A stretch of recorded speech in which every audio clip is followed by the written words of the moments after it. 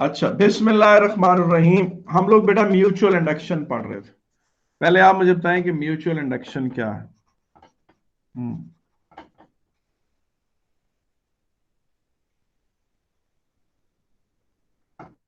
जी बेटा, what is mutual induction? जो बता सकता है मुझे कि म्यूचुअल इंडक्शन क्या है?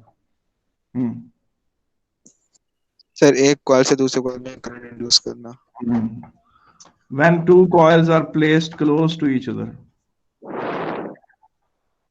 when two coils are placed close to each other, when two coils are placed close to each other, current changing in one coil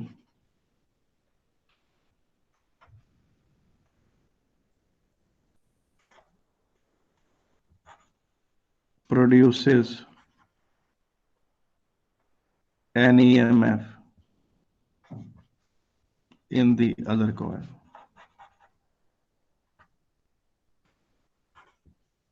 ठीक है ना, इन the other coil.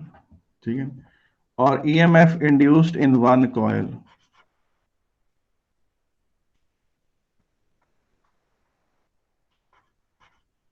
in one coil in secondary coil is directly proportional to rate of change of current in primary coil। ये चीज पढ़ी थी आपने, ठीक है कि नहीं? when two coils are placed close to each other, current changing in one coil produces an EMF in the other coil. EMF induced in secondary coil is directly proportional to rate of change of current in primary coil। ये था जनाब mutual induction. ठीक है कि नहीं? अब आए जनाब इसके ऊपर हम बात करते हैं। वो और कैसे बात करेंगे वो चीज देखें वो कैसे होगी। ठीक है कि नहीं? सबसे पहले मैं इस पर आपके लिए आपके सामने एक क्वेश्चन रखता हूं। वो ये क्वेश्चन, ये फरवरी मार्च 2018 का क्वेश्चन है, पेपर 42 है। इसमें ये एक सोलेनाइड है बड़ी, और उसके ऊपर सोलेनाइड के ऊपर कॉयल सी को चढ़ा दिया गया, और इस कॉयल सी के 92 टर्न्स। और उसने कहा जो ये सोलेनाइड है ना, ये जो मेन सोलेनाइड है, इसमें फ्लक्स, इसके अंदर जो मैग्नेटिक फ्लक्स प्रोड्यूस होता है, इसमें जो मैग्नेटिक फ्लक्स प्रोड्यूस होता है, इसमें जो मैग्नेटिक फ्लक्स प्रोड्यूस होता है, वो उसने कहा है कि it is given by this formula. Flux is equal to 6.8 into 10⁻⁻⁶ I करके उसने खुद ही दे दिया। ठीक है, अगर वो ये खुद ना देता, ये उसने खुद ही दिया हुआ था, अगर वो ये ना था तो पहले मैं सोलेनाइड का फार्मूला लगाता, बी म्यू नॉट एन आई करके सोलेनाइड के अंदर मैग्नेटिक फ्लक्स डेंसिटी कैलकुलेट करता। आई वो करंट है जो मैग्नेटिक फ्लक्स डेंसिटी में गुजर रहा है, आई वो करंट है जो सोलेनाइड में गुजर रहा है, और N number of turns per unit length. उसने इन दोनों चीजों को मल्टी, और फिर फ्लक्स किसके बराबर है? B into A, magnetic flux density into cross sectional area. देखिए ना सोलेनाइड का, इधर से देखें आप तो गोल एरिया आपको नजर आएगा, वो एरिया यहां आता। तो फिर मैं अगर खुद करता तो मैं बी की जगह ये वैल्यू पुट करता और एरिया को ए लिखता, तो फ्लक्स किसके बराबर है? Mu naught N A I यू, म्यू नॉट एन ए, ये हो गया। इस सारी चीज को उसने मल्टीप्लाई करके खुद ही क्वेश्चन में बता दिया कि ये। ठीक है, अब वो कहता है कि जनाब इस सोलेनाइड में, जो मेन सोलेनाइड है, पहले करंट अगर यूं फ्लो कर रहा था, तो कहता है मैंने डायरेक्शन ऑफ करंट बदल दी। कहता है इसमें 3.5 एम्पियर करंट फ्लो कर रहा था, मैं ये इस वायर में, बड़ी सोलेनाइड में, और मैंने उस करंट को चेंज कर दिया, मैंने उसका डायरेक्शन चेंज कर दी, और ऐसा करने में 2.4 मिली सेकेंड्स खर्च हुए। और उसने कहा कि इससे कॉइल सी में क्या कितनी वोल्टेज प्रोड्यूस हुई, ये क्वेश्चन है। यानी ये देखें, उसने कहा कि ये मेन जो बड़ी कॉइल है ना, जो ब्लैक में बनाई गई है, इसे आप प्राइमरी कॉइल समझे या प्राइमरी सोलेनाइड समझे, इसको वो सोलेनाइड से रेफर कर रहा है, मैं इसे प्राइमरी कॉइल कह देता हूँ। और ये जो कॉइल सी है इसे आप सेकेंडरी कॉइल समझे। कॉइल सी जो है वो कॉइल पी के ऊपर लिपटी हुई है, ठीक है ना? ठीक है, प्राइमरी कॉइल के ऊपर लिपटी हुई है कॉइल सी है, सेकेंडरी कॉइल सी जो। अब प्राइमरी कॉइल में वो कहता है कि जी करंट फ्लो कर रहा था, प्राइमरी कॉइल में करंट फ्लो कर रहा था 3.5 एम्पियर, ये उसने डिस्क्राइब किया। कहता है मैंने ये कनेक्शन उलट दिए, यानी कि पहले कनेक्शंस ऐसे थे, तो कहता है कि मैंने वो कनेक्शंस यूं लगा दिए, उल्टा कर दिए, एक को बंद कर दिया, इस तरह ऑन कर दिया। नतीजतन जो करंट यूं जा रहा था अब वो यूं जा रहा है, ऐसे करंट चेंज हो गया। और वो ऐसा करने में वो कहता है कि जनाब कितनी देर खर्च हुई, इतनी देर लगी।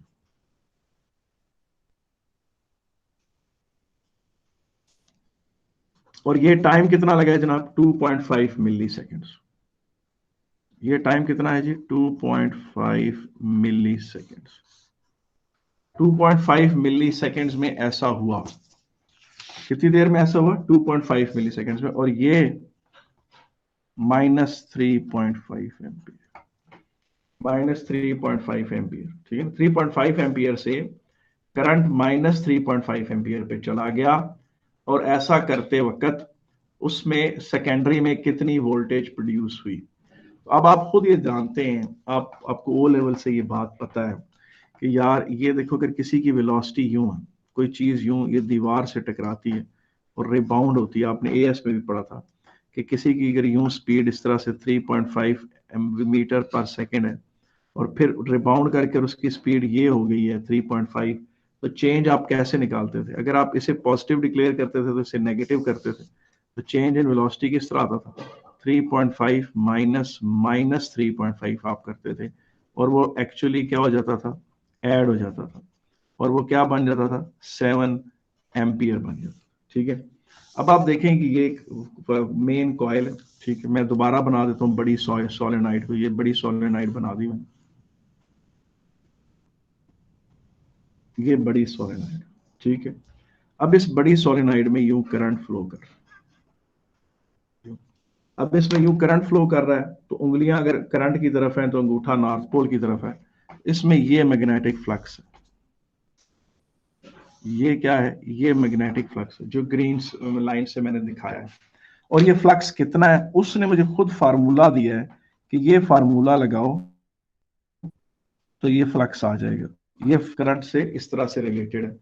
फिर मैं क्या करूं, इस करंट की जगह 3.5 से मल्टीप्लाई कर देता हूं,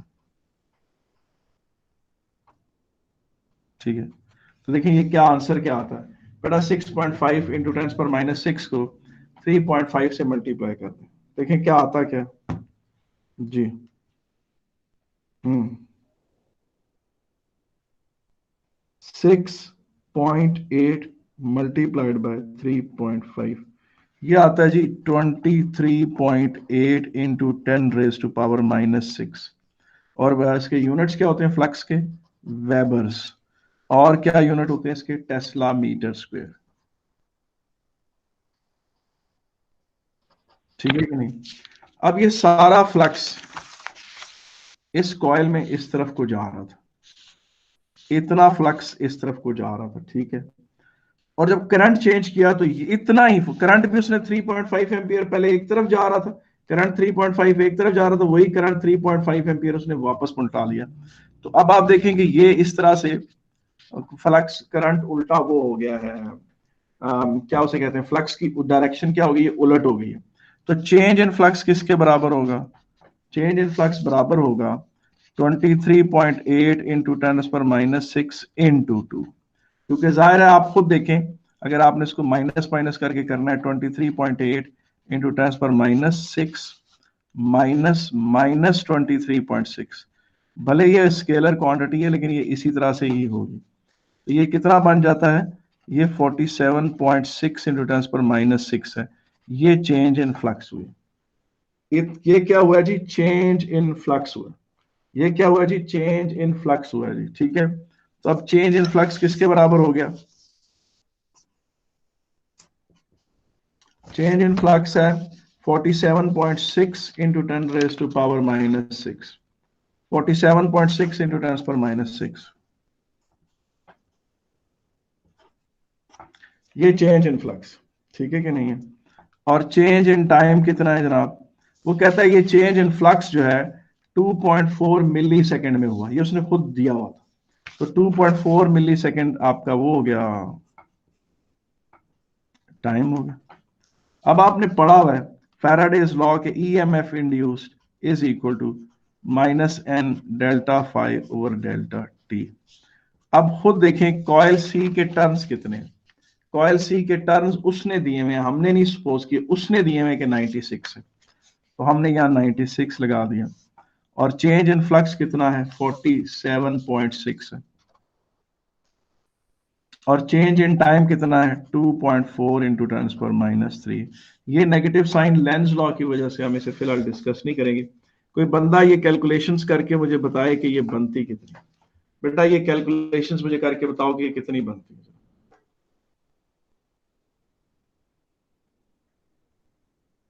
जी जी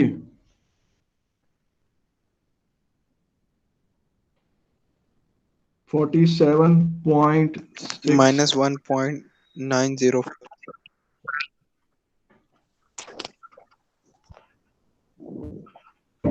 जी ये बनेगी -1.904 वोल्ट्स, -1.904 वोल्ट्स। और ये कितनी देर तक होगा? ये वोल्टेज फकत उतनी देर तक होगी जब करंट चेंज हो रहा है। इसका मतलब है कि जब प्राइमरी में करंट कांस्टेंट था तो सेकेंडरी में वोल्टेज जीरो थी। अगर मैं इसी के साथ ही यहां पर एक ग्राफ बना दूं उसका वोल्टेज का, तो जब प्राइमरी में करंट कांस्टेंट था, जब प्राइमरी में करंट कांस्टेंट था तो सेकेंडरी में वोल्टेज जीरो थी। जब उसमें करंट चेंज हुआ इतनी देर के लिए, तो उतनी देर के लिए उसमें एक वोल्टेज पैदा हुई। और वो वोल्टेज कितनी थी वो आपने खुद निकाली है, -1.904। वो वोल्टेज -1.904 थी और फिर ये जीरो। मुझे बताओ इसमें कोई मसला तो नहीं है? ये है जी वोल्टेज जो प्राइमरी सेकेंडरी सर, में पैदा। जी आपकी आवाज बार बार अटक कर रही है, तो ये ग्राफ वाला दोबारा बता दें। मैंने कहा कि ये वो वोल्टेज है जो प्रोड्यूस हुई बेटा, ये वो वोल्टेज है जो सेकेंडरी में प्रोड्यूस हुई, ये वो वोल्टेज है जो सेकेंडरी में प्रोड्यूस हुई बेटा। ठीक है बेटा सर। सेकेंडरी में ये वाली वोल्टेज प्रोड्यूस हुई जो हमने कैलकुलेट की। और ये वोल्टेज कितनी देर के लिए प्रोड्यूस हुई? ये वोल्टेज फकत जनाब 2.4 मिली सेकेंड्स के लिए प्रोड्यूस हुई थी।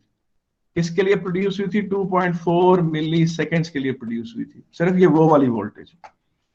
ठीक है कि नहीं? उसके बाद ठीक इसको है। आप हाँ इस तरह से कर ली। अब आगे चले जनाब, हमारा अगला मामला शुरू होता है।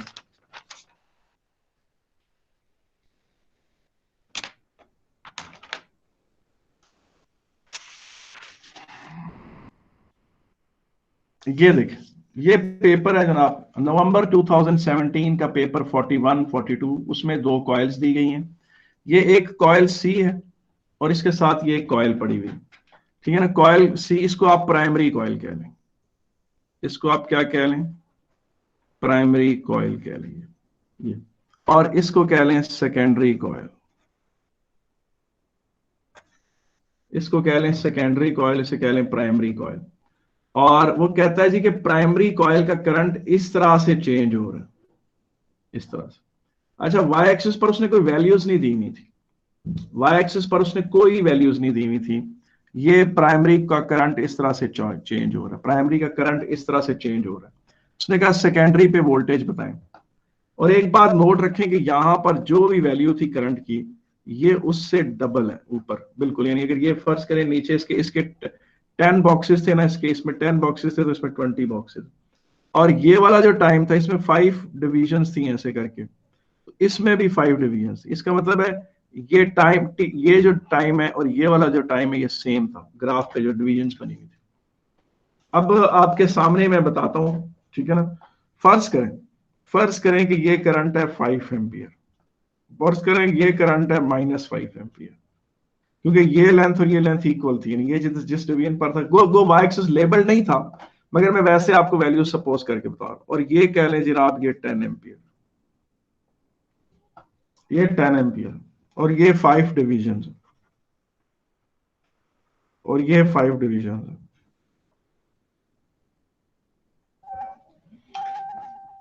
ठीक है कि नहीं?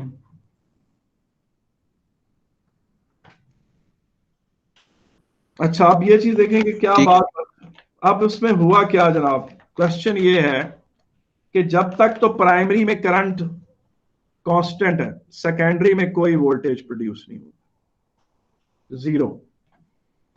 ठीक है कि नहीं। अब यहां पर करंट डिक्रीज कर रहा है, करंट डिक्रीज कर रहा है तो क्या होगा, करंट चेंज कर रहा है 5 एम्पियर से -5, तो टोटल चेंज ऑफ करंट कितनी है, वो है जनाब, आप कह लें 10 है। तो अब आप देखें, आपने पढ़ा था EMF in the secondary is equal to -m change in the current in primary over change in time, ये था। EMF induced in secondary is directly proportional to the rate of change of current in the primary।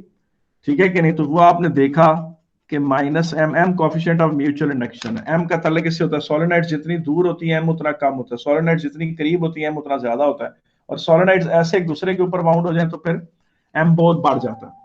तो m की value को हमें नहीं पता, उसको रहने देते हैं। अब यहाँ चेंज इन करंट कितनी हुई है, 10, और कितनी टाइम में हुई है, 5 डिवीजन में हुई है। तो वोल्टेज फर्ज करें -2m आई है, तो उसको हम यहां शो कर देते हैं ऐसे, टाइम t1 से t2 तक। और फिर आप देखें t2 से t3 तक करंट फिर कांस्टेंट, करंट क्या है, फिर कांस्टेंट है। तो सेकेंडरी में वोल्टेज प्रोड्यूस जीरो होगी t3 तक। ठीक है कि नहीं।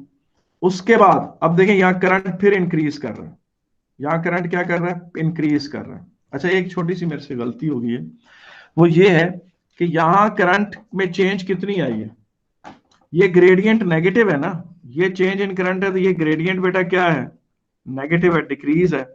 तो इसको -10 की चेंज कहेंगे, -10 की चेंज कहेंगे, तो ये आंसर प्लस आएगा, +2m आएगा। तो मुझे इसको यहां नहीं प्लॉट करना चाहिए था, यहां प्लॉट करना चाहिए था, ऊपर ऐसे करके 2 करके 2m कह दें।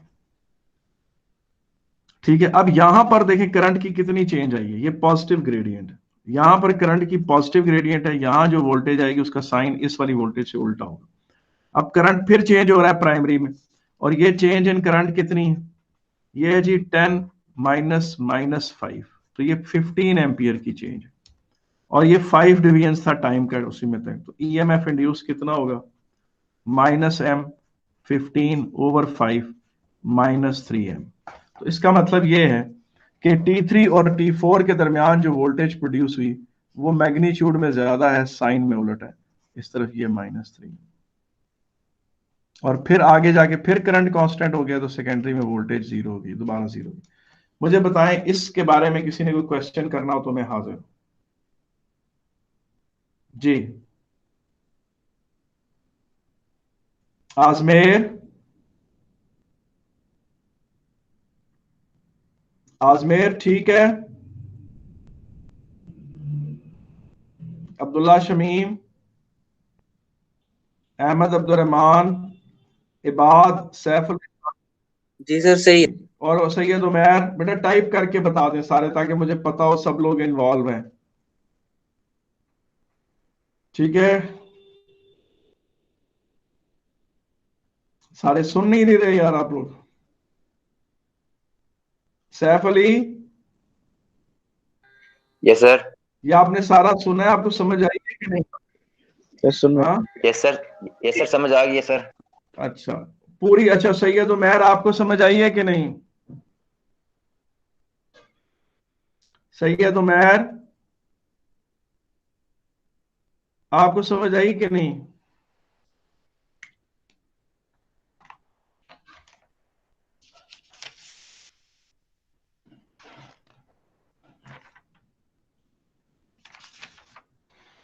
अब ये चीज देखें, ये भी उसी का ही क्वेश्चन है, और ये आपके सामने इसका क्वेश्चन भी आ रहा है।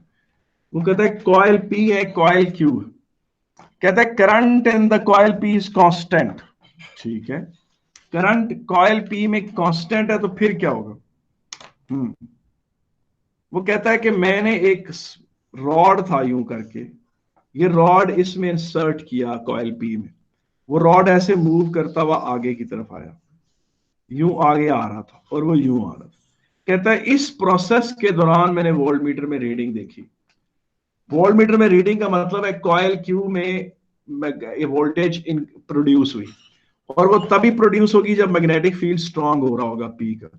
अब वो कहते हैं करंट तो पी का कांस्टेंट था, करंट तो पी का कांस्टेंट था, फिर कॉइल क्यू में वोल्टेज क्यों पैदा हुई? जी, करंट तो पी का कांस्टेंट था, फिर कॉइल क्यू में वोल्टेज क्यों पैदा हुई? जी, बता सकते हैं आप लोग कि नहीं? सर वो मैग्नेट मूव कर रहा था, वो उसको कट कर रहा था मैग्नेट। ये मैग्नेट नहीं है, ये आयरन रॉड था, ये खुद मैग्नेट नहीं था। ये अच्छा, आयरन रॉड था, ये खुद मैग्नेट नहीं था। सर एसी करंट था। तो यहाँ पर आपने पावर सप्लाई डीसी की रखी हुई है, उसने मेंशन किया है कि current in the coil P is constant. ये मैंने एग्जाम पेपर के क्वेश्चंस लिखे हैं, current in the coil P is constant. जी, sir current rod, P is constant. जी, सर रॉड उसका मैग्नेटिक फील्ड कट कर रहा होगा, जो कॉइल है ना सोलेनॉइड का। हम्म। सर रॉड सोलेनॉइड का मैग्नेटिक फील्ड कट कर रहा होगा। अगर रॉड मैग्नेटिक फील्ड सोलेनॉइड का कट करा तो रॉड के अंदर वोल्टेज पैदा होनी चाहिए ना। फिर भाई देखिए ना, जिसने मैग्नेटिक फील्ड कट किया उसके अंदर वोल्टेज पैदा होनी चाहिए। सर कॉइल क्यू उसकी मैग्नेटिक फील्ड के अंदर होगा, किसके मैग्नेटिक फील्ड के अंदर? पी के। तो वो तो पहले भी था। अच्छा सर, फिर नहीं पता। सर वो उसके ऊपर ही वूंड हुआ होगा। कॉइल पी और कॉइल क्यू पहले ये एक दूसरे के करीब करीब खड़े थे, लेकिन सॉफ्ट आयरन जब कॉइल पी में ऐसे एंटर हो रहा था तो उसके आने से कॉइल क्यू में वोल्टेज पैदा हुई। कॉइल क्यू में वोल्टेज पैदा होने का मतलब है कॉइल क्यू के अंदर magnetic sir field. Sir solenoid की परमिबिलिटी ज्यादा है तो उससे मैग्नेटिक फील्ड तो स्ट्रांग हो गया वो। जी, कोई सर बता सकता है कि नहीं? सर जी, मैं सुन रहा हूँ। सर आवाज आ रही? जी, सर मैं सुन रहा हूँ। सॉफ्ट आयरन की परमिएबिलिटी ज्यादा है, तो जब उसके अंदर जाएगा तो मैग्नेटिक फील्ड स्ट्रांग हो जाएगी, तो जी इससे वो बिल्कुल, ये जवाब, जी जी जी, जवाब इसका यही है। मैं लिख देता हूँ यहाँ पर, जवाब इसका ये है। ठीक है कि नहीं है? एज सही। आयरन रॉड, जी बिल्कुल, as iron rod moves in, ठीक है कि नहीं है, magnetic field produced by coil P becomes stronger,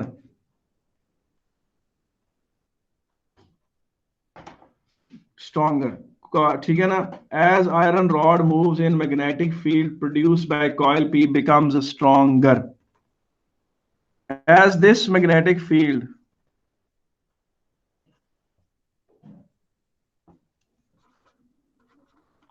is also linking to coil Q, it induces an EMF, an EMF in coil Q. It induces an EMF in the coil Q. ठीक है कि नहीं? It induces an EMF in the coil Q. ठीक है, it induces an EMF in the coil Q. ठीक है कि नहीं? It induces an EMF in coil Q. किसकी वजह से? Due to mutual induction. और म्यूचुअल इंडक्शन आपको पता है कि इन टर्म्स किससे रिलेट हो रही है? फैराडेज लॉ से। ज़ाहिर है म्यूचुअल इंडक्शन फैराडेज लॉ का एक तरीका, एक फैराडेज लॉ की एक वो है। फिर फैराडे लॉ कौन? फैराडेज लॉ क्या है कि current EMF induce in a conductor is directly proportional to the rate of change of magnetic flux linking the conductor. ज़ाहिर है इसमें मैग्नेटिक फ्लक्स आया, वो चेंज हुआ, उसकी वजह से उसमें वोल्टेज पैदा हो। बेटा मुझे बताएं, यहां तक किसी को नहीं कर समझ आई तो मैं बताएं मुझे। सैयद उमैर, सैयद उमैर,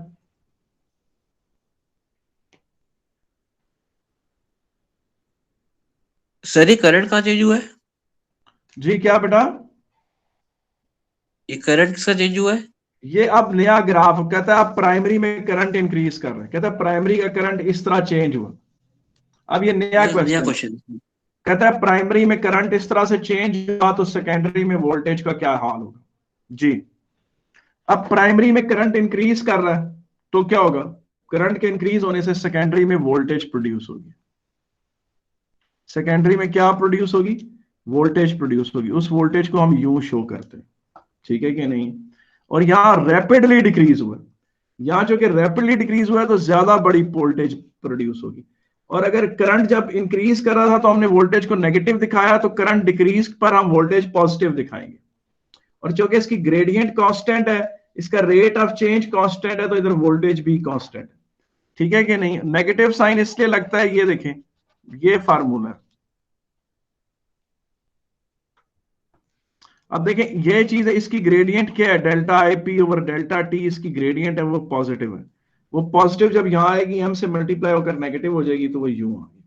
और चूंकि इसकी ग्रेडियंट कांस्टेंट है तो इसलिए ये पूरी चीज की वैल्यू कांस्टेंट है, तो ये ई भी फिर कांस्टेंट है। और यहां पर आप देखें करंट डिक्रीज हुआ है, करंट डिक्रीज हुआ है तो इसका मतलब है कि यहां पर delta I over delta T negative है, rate of change of current negative है। वो उठाकर जब इधर नेगेटिव पुट किया, नेगेटिव नेगेटिव से मल्टीप्लाई हुआ तो प्लस आंसर आ गया। और यहां आकर प्राइमरी का करंट कांस्टेंट हो गया तो वोल्टेज भी फिर जीरो होगी सेकेंडरी में। ये था जी म्यूचुअल इंडक्शन का केस, ये था म्यूचुअल इंडक्शन का केस जी बेटा। ये था केस किसका, म्यूचुअल इंडक्शन का। ठीक है। अब ये गुफ्तगू आगे चलती, ठीक है कि नहीं। ये चीज देखें, दोबारा इसको देखें, नवंबर 2016 पेपर 41 और 43, इसमें ये जो ब्लू में मैंने ग्रीन ब्लू में मैंने बनाई है, ये प्राइमरी कॉइल है, इसको सोलेनॉइड कह रहा हूं।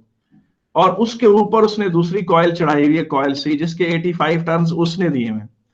और उसने आपको खुद ही फार्मूला बना के असल में आपको ये जो फार्मूला हमने सिखाया हुआ है ना, बी ए वाला, और फिर आपको पता है सोलेनॉइड का मैग्नेटिक फ्लक्स डेंसिटी क्या होती है, म्यू नॉट एन आई होती है।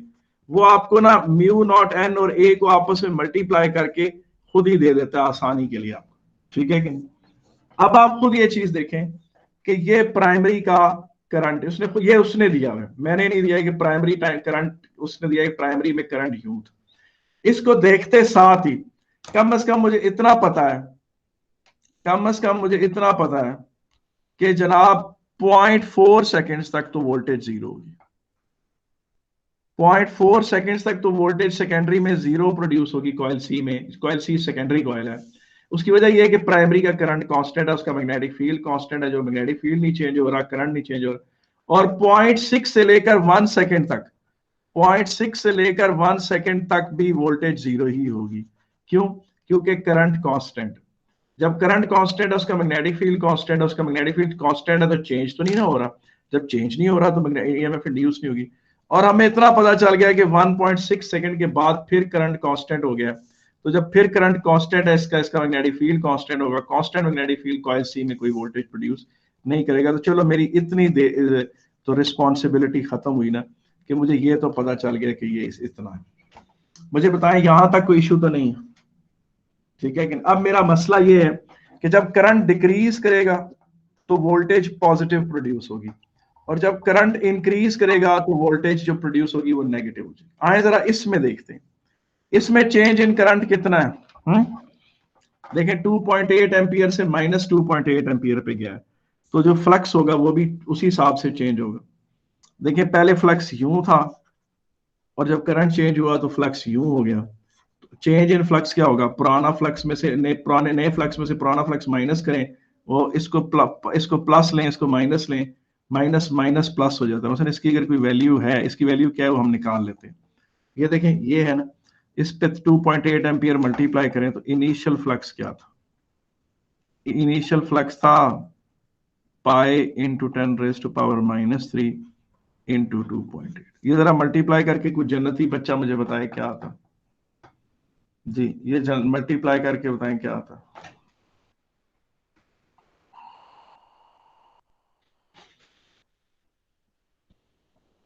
जी बेटा, पाई इंटू 10⁻³ को 2.8 से मल्टीप्लाई करें, देखें क्या आता है।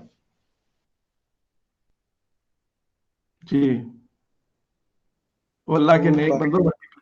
हाँ सर क्या 2.85 10 पावर -3 बाबा 2.8 को sir decimal 3.1 full decimal. Full decimal में बताओ। सर मुझे आपकी आवाज नहीं आ रही सही से। मैंने कहा फुल डेसिमल में बताओ, इसको मल्टीप्लाई करके बताओ बेटा, इसे मल्टीप्लाई करके बताओ यार, इसे मल्टीप्लाई करके बताओ। सर आज मैंने बताया 0.08796 सर। जी 0.08796 अब जब ये वाला करंट था तो इतना फ्लक्स था, अब जब ये करंट होगा तो वो फ्लक्स होगा और इतना ही फ्लक्स उल्टी डायरेक्शन में होगा, तो चेंज इन फ्लक्स क्या होगा, φ2 - φ1, वो बराबर किसके होगा, 0.0087962 माइनस माइनस 0.00876 तो ये बनता कितना है जनाब, ये कितना बनता है बेटा।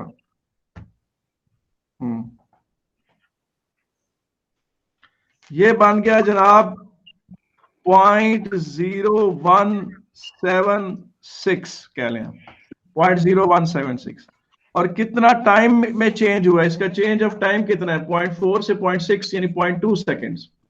तो चेंज इन टाइम कितना है, 0.2 सेकेंड्स।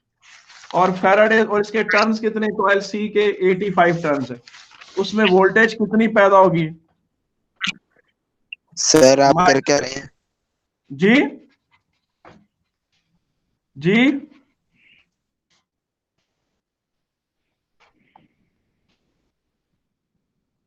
0.2 और इसके साथ आप नेगेटिव लगाओगे, इसकी वजह यह है कि ये डिक्रीज हुआ, आप इसके साथ नेगेटिव लगाओ, इसके साथ पॉजिटिव लगाओ ताकि आंसर नेगेटिव में आए, क्योंकि करंट तो एक्चुअली डिक्रीज हुआ है ना, तो फ्लक्स में भी चेंज नेगेटिव में आनी चाहिए। लेकिन अब करंट माइनस पहले 2.8 एम्पियर था, फिर माइनस 2.8 एम्पियर हो, तो final current minus initial current करेंगे तो ये यूं बनेगा। तो इस तरह से करंट डिक्रीज हुआ है, इस तरह से करंट क्या हुआ जी, डिक्रीज हुआ है माइनस, तो ये चेंज इन करंट जो है, इसलिए फ्लक्स को भी नेगेटिव रखो, तो नेगेटिव नेगेटिव प्लस हो जाएगी। आंसर क्या आता है, प्लीज कैलकुलेट करके मुझे बताइए आंसर क्या आता है। जी ये आंसर क्या आता है जी, जी ये आंसर कोई बंदा मुझे बता सकता है कि नहीं। सर आज मैंने कैलकुलेट किया 7.48 3.73। जी जी क्या है, 7.48। 7.4 तो यहां हम दिखाएंगे जी वोल्टेज कितनी पैदा हुई है, 7.48। अब यहां पर देखें, यहां पर ये करंट चेंज कितनी देर में आया था, 0.2 सेकेंड्स में आया था। यहां टाइम कितना है जी, यार यहां कितना, 0.6 सेकेंड, और वही चेंज ऑफ करंट है, वही चेंज ऑफ करंट 0.67 में आई है, तो यहां जो वोल्टेज पैदा होगी वो कम होगी, 7.48 से 3 टाइम्स कम होगी, क्योंकि ये टाइम उससे 3 टाइम्स ज्यादा है, 0.6 उस 0.2 से 3 टाइम्स ज्यादा है, तो जो वोल्टेज प्रोड्यूस होगी वो 3 टाइम्स कम होगी। उसका जो आंसर आएगा वो यहां पर 7.48/3 होगा। करंट के डिक्रीज करने से अगर पॉजिटिव वोल्टेज पैदा हुई है, तो करंट के इंक्रीज करने से नेगेटिव वोल्टेज पैदा हुई है, उसकी डायरेक्शन डिफरेंट हुई।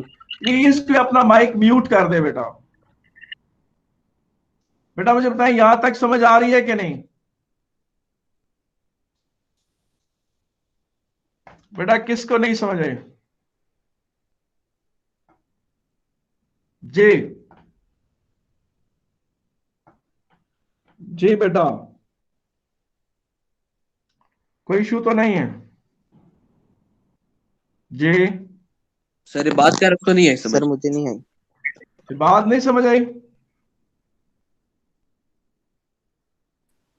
सर मेरा नेट बार बार ग्लिच कर रहा है, मुझे समझ नहीं आ रही। तो आप फिर रिकॉर्डिंग इसकी देख लेना बेटा साहब। बाकी लोग देखें, बाकी को समझ आ गई कि नहीं। हेलो आजमेर, अब्दुल्ला शमीम, सर आ गए। सैफ अली साजिद, यस सर, आगे समझ। सर लेकिन सर ऐसे क्वेश्चन है सर, इसमें वो कहते हैं दूसरे फॉर्मूले से क्यों नहीं किया था, वो जो m इंटू आई वाला था, m उसके इंटू लिए चेंज मुझे इन। तो एम की वैल्यू चाहिए थी, एम की वैल्यू ही नहीं दी हुई थी उसने, कोएफिशिएंट ऑफ म्यूचुअल इंडक्शन नहीं दिया हुआ था उसने। अच्छा सही है फिर सर। यार तो अगर वो वरना इससे भी हो सकता है क्वेश्चन ये वाला। भी, उससे भी लाजमी हो सकता, कोएफिशिएंट ऑफ म्यूचुअल इंडक्शन पता हो तो फौरन क्वेश्चन हो जाता। सही है सर। ओके बेटा, यहाँ पर हम अपनी गुफ्तगू को खत्म करते हैं। ये थी जनाब म्यूचुअल इंडक्शन की कहानी।